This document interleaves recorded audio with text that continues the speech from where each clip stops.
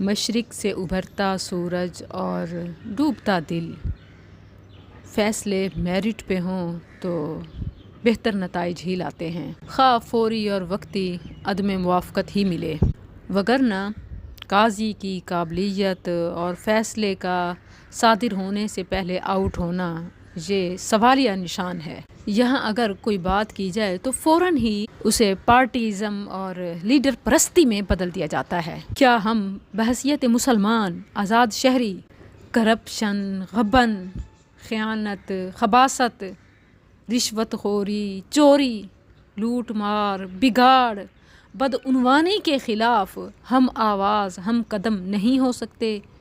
ہم اس کے خلاف متحد نہیں ہو سکتے؟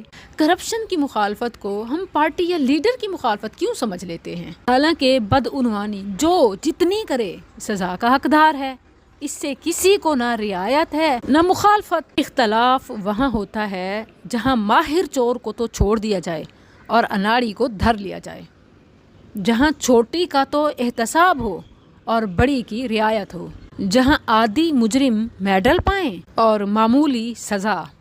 یہ ہے اصل میں بگاڑ، سبب انتشار۔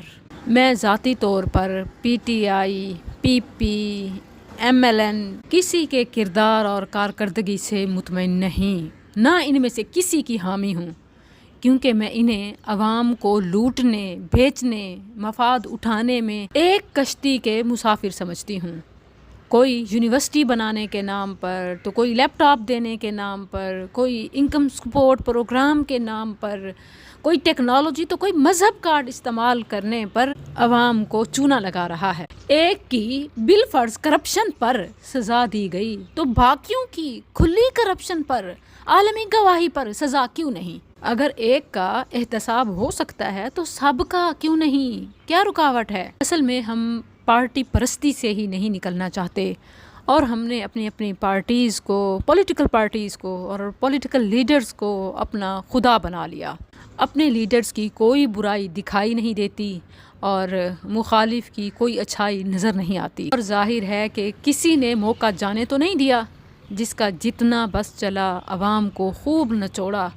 تو اب عوام کو چاہیے کہ ذاتیات کے بجائے، شخصیات کے بجائے اصل بات کو اٹھائیں، اس بات پر متفق ہو جائیں کہ بدعنوانی، خیانت، چوری چھوٹی ہو یا بڑی، کسی طرح کی لوٹ مار، بگاڑ، کرپشن، غبن، خیانت، خباثت میں کسی طور پر قبول نہیں، پھر خواہ وہ عدلیہ جیسے اہم ترین ادارے میں ہی کیوں نہ ہو۔